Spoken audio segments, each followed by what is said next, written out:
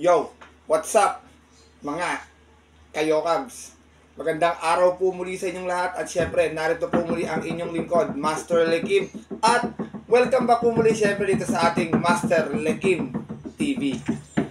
Bago ko po simulan itong ating video ngayong araw mga bayang karista, make sure na dapat nakalike na tayo at nakasubscribe.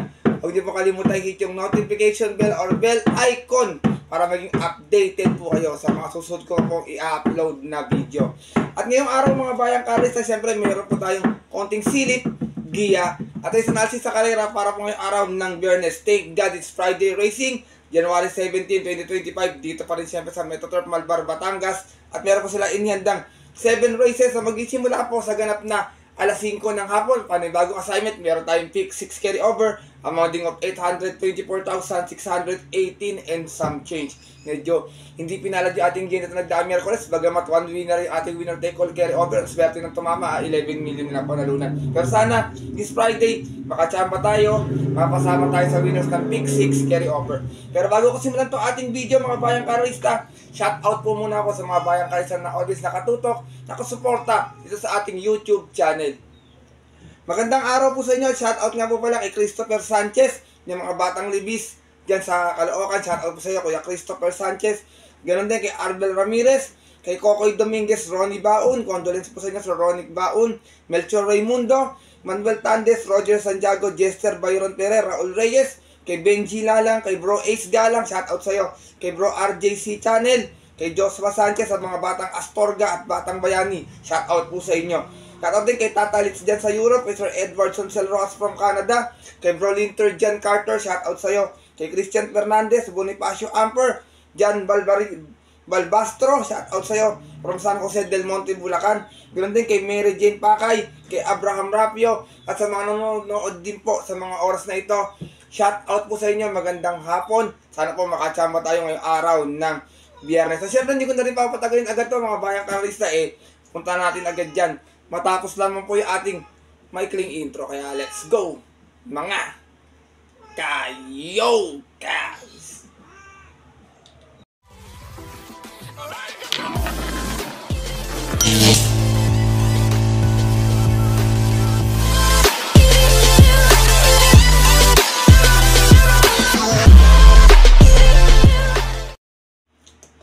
At gaya nga po nang nabanggit ko kayo na sa ating intro, meron tayong muling 7 karerang lalargaan ngayong araw po ng Biyernes. Tigi-tigisang set, take all, pick 6, pick 5, pick 4. Distansya natin, 1400 meters. Yung maliban lang po yung race 1, yung race 4, puro 1200 meters mga bayang karerista. Ganun pa rin yung ating lineup. Puro 8 runners yung mga maglalaban-laban bawat karera. Kaya kung may mababalitaan mo po kayong mga info sa mga kilala nyo or kaibigan. At syempre kung may mga sarili din po kayo napupusat kursunada, huwag niyo pong kakalimutan isama sa inyong mga diskarte at mga rota. Kaya ito, simulan ko na agad ating mga konting CD. Dito, wala na pa tumpik pa. Siyempre, good luck po sa inyo lahat. Have a blessed Friday Racing and start na po tayo. Race number 1, start na ating winner take all. 1400 ating distansya, non-winner. 3-year-old and above maiden. Meron tayo 8 hours na maglalaban-laban. Iba rito, mga tago pa yung prema. Kayo na pong bakalang sumipat ng mga kapipili nyo dito sa ating non-winner na ito. Pero dito ako, first choice ko, baka mapag-graduate na to Number 6, American Ford, narerendaan po ni JT Zarate. Meron tong 131.8 noon sa 1400, dumating itong segunda. Umas ng 5-7, out of 8 rounds naglaba-laba sa isang 2-year-old maiden October 16, kung saan ang nanalo po doon yung kabayong si Super Tatiana. From MP Cañete, this time, buenas ang sasakay, JT Zarate. Para sa ating important horse, number 6 si American Ford. Sana makagraduate na to, mukhang tingin ko makakaalis sa maiden to Second choice ko, number 7, Amans Aman. Narerenda naman po ni Alison Pabilik. Ito naman, nasigunda sa 1200 last time. Medyo may angkitulin sa unahan. Meron to 116 flat, umalis ng 3-6 out of 7 rounds na naglaban-laban. At yun po na last year sa 2-year-old maiden noong December 24. Kung saan ang nanalo po doon yung yamadong si Blackjack. From Joe El Ciego, this time ang rerenda po, Alison Pabilik. Para sa ating kalawak na number 7, si Amans Aman. Isinasama kong third choice, horse to beat number 3, Frapabel. Narerendaan po ni si B. Garganta. Frapabel, 1200 yung last run niya. Meron tong 116.6 na segunda. May angkin tulin din, umalis ng 2-1 sa harapan. Out of 6 rounds, naglaban-laban sa isang 2-year-old maiden. At yung po na October 18 naman, kung saan ang nanalo naman po doon, yung couple entry niyang si Eugene Bell. From Kelvin Abobo, isa yung rerenda Tope Garganta. Para sa ating numero 3 na si Rafa Bell. Race number 1, mga bayang kalarista. First choice ko po muli ito, numero 6, American Ford. Second choice, numero 7, Amans Aman. At third choice, yung numero 3 na si Rafa Bell. Good luck po. At narito na po tayo sa ating race number 2, kung saan magsisimula ating pick 6 carry over. Ang mga of 824,618 and change. Isa itong pillar combating base class 5, 6, and 10 split. 1,200 na ating distansya. Meron tayong muling 8 runners na maglalaban-laban. Dito, first choice ko, makaporma na sa unang tating ko, kayang-kayang dominayin itong grupo na to. Itong numero 4 si Aliana, narerendahan po ni Mac Di Ocampo. Meron itong 115.6 sa 1,200, na tarsera to noon, umalis ng 1-2. Out of 7 rounds na naglaban-laban sa rating base 16.21. At yung po na October 11, doon po sa kalerang napanalunan ng kabayong si Grand Laughter. From Jen Hugo, isa yung re-renda na kanyang regular partner, Mac Di Ocampo. Para sa ating numero 4 si Ali Yana, meron din tong 113.6, alam po yung na-upset niya si Bad Boy MJ. Second choice ko, baka kumukuha lang ng tamang tiyempo, numero 7, Premier Soldado, narerenda ni Ryan Base. Meron naman itong 115.4 sa 1,200, dumating itong pang-apat noon, umalis ng 5-1. Out of 8 rounds na naglaban-laban sa rating base 6 and 10 at yung po ng December 4, dun po sa kalerang napanalunan ng kabayong si Heart of Steel. Same rider na rin, Ryan Base. Pa sa ating numero 7, si Premier Soldado. Race number 2, mga bayang kararista, titignan ko na lang may tsamba para sa akin pong opinion, yung 1-3 na lang po, tsaka yung 8. Yan na lang po nakikita kung pwedeng panama rito sa ating pick 6 carry over. First choice ko po muli, numero 4, Aliana. Second choice, numero 7, Premier Soldado. Good luck po. At narito na po tayo sa ating race number 3. Start natin pick 5 event. Another period of competing base class 5, 6, and 10 split. And another 8 runners na maglalaban-laban. Ito, first choice ko, kahit may distansya, basta palabatin ko, kayang-kaya manalo nito dito. Numero 3, Cool Ma'am. Narerendahan po ni JB Baikay. Last run, 1,400. Segunda, may 130.2. Malsan sa 6 out of 6 stars naglaban-laban. Same rating base po Japan, December 21. Doon po sa kalerang napanalunan ng kabayong si Humble Strike. Same rider na rin, JB Baikay. Para sa ating numero 3 sa si Cool Ma'am.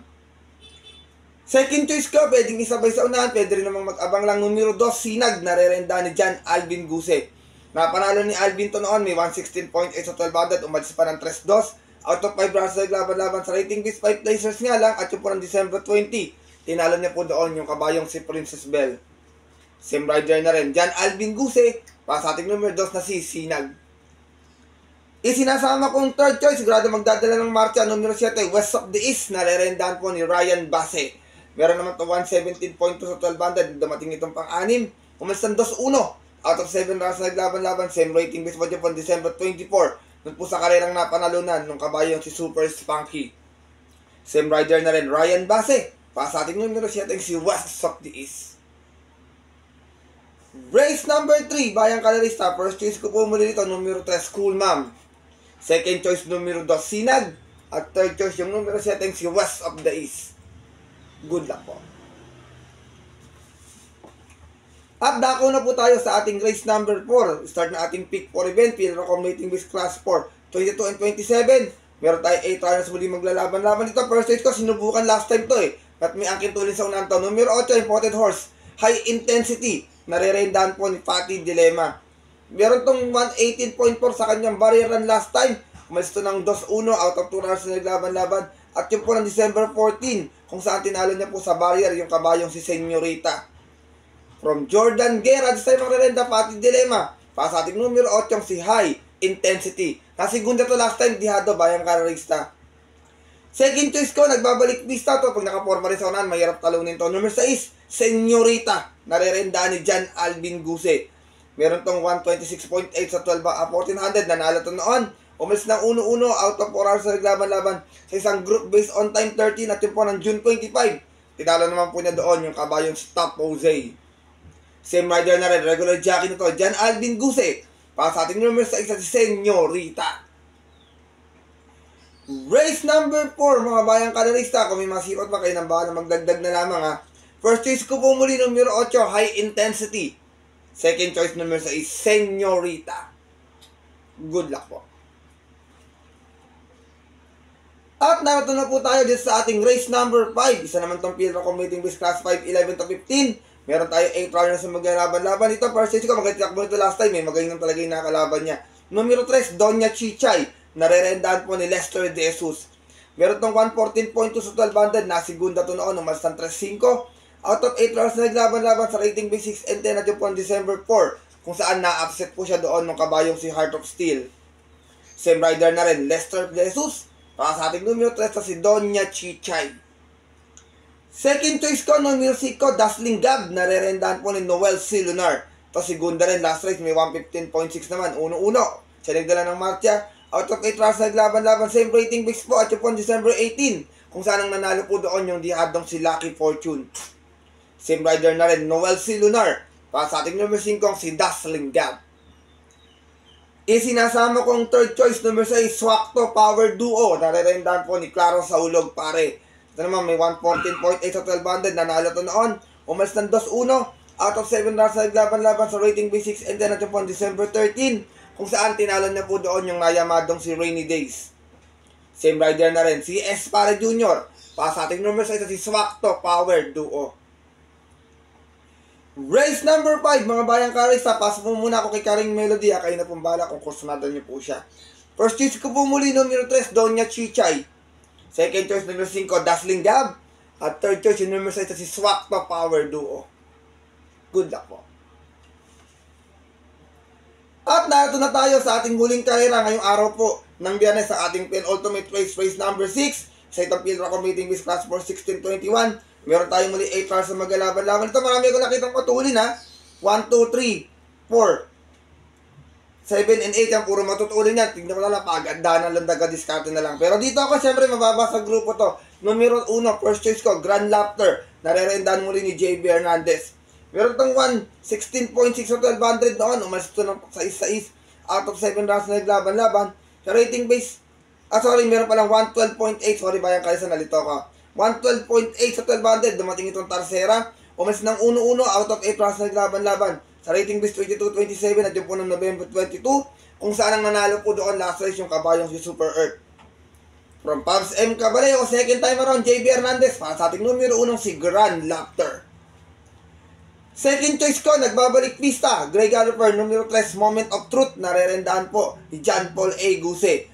Galing ito sa barrier last time, meron itong 115.8 na segunda ito. Umalis ng 5-3 out of 5 rounds sa laban-laban sa isang barrier noong December 29, kung saan ang nanalo po doon si Honor Rice Causa. From Jesse Apelido, isa yung maglarenda, John Paul A. Guse. Para sa ating numero ito sa si Moment of Truth. Race number 6, penultimate race ngayong araw po ng Biyernes. Kung may masipot pa mga kursunadahan, dagdag na naman bayang kararista. First choice ko po muli, numero 1, Grand Laughter. Second choice, numero 3, Moment of Truth. Good luck po. Sorry, medyo nasamid tayo ron. At narito na tayo sa ating huling karera ngayong araw ng Biyernes para ating winner take all. Pick 6 carry over, ganda rin ating mga ibang exotic bets sa itong Pilra Competing Base Class 5, 6, and 10 split. Meron tayo 8 rounds na maglalaban-laban. Race number 7. Ito, first choice ko. Wag lang maiwan sa largahan. Tingin ko makakita itong manalo dito. Numero 2, Great Angie. Narerendahan po ni Ryan Bassett. Meron itong 116.6 last round. Dumating itong pang 5. Umalis ng 6-6 out of 7 rounds na naglaban-laban. Sa rating B6 and 10 at December 18. Kung saan ang nanalo po doon or nag-upset sa kanya, yung kabayong si Tawi Tawi. From Jomer Estorque, balik ang renda kay Ryan Bassett. Para sa ating numero 2 na si Great Angie. Second choice ko, numero 5, Douglas Weir. Narerendahan muli ni Noel C. Lunar. Naman may 115.8 sa 1200 last time na Tarsera. Umas ng 3-4 out of 7 rounds naglaban-laban sa rating B6 and 10 at yung po December 27, kung saan ang nanalo po doon yung yamadong si Sampaloc Pride. Same rider na rin, Noel C. Lunar. Para sa ating numero 5, si Douglas Weir. Isinasama kong third choice pag nakaporma sa unahan to, tingin ko walang paunahin talaga to dito, ibang klase manakbo to. Numero 7, nagbabalik, Red, White, and Blue. Narerendahan po ni John Sargent de Ocampo.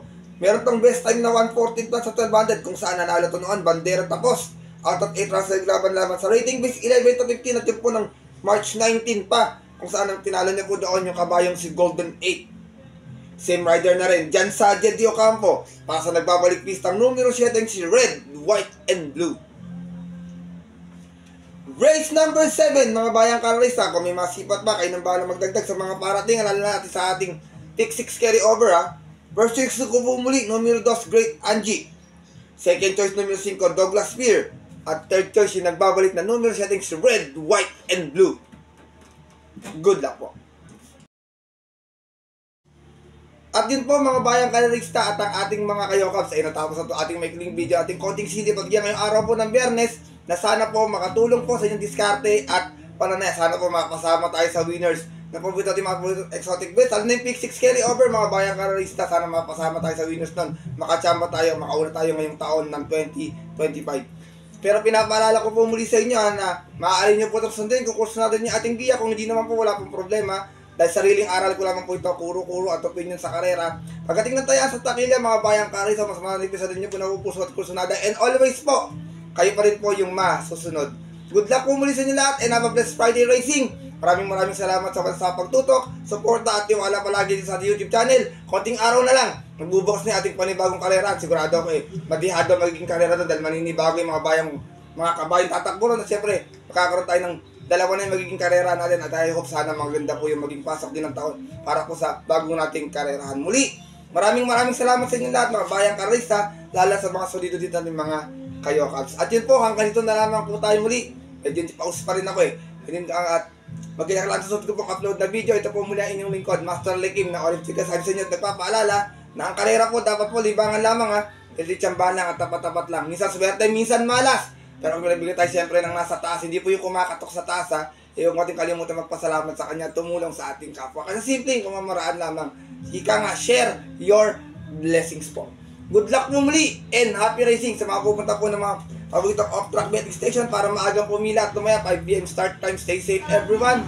God bless mga bayang karalista. Lalong-lalo na sa mga solid po atin dito mga ka-yo-cabs.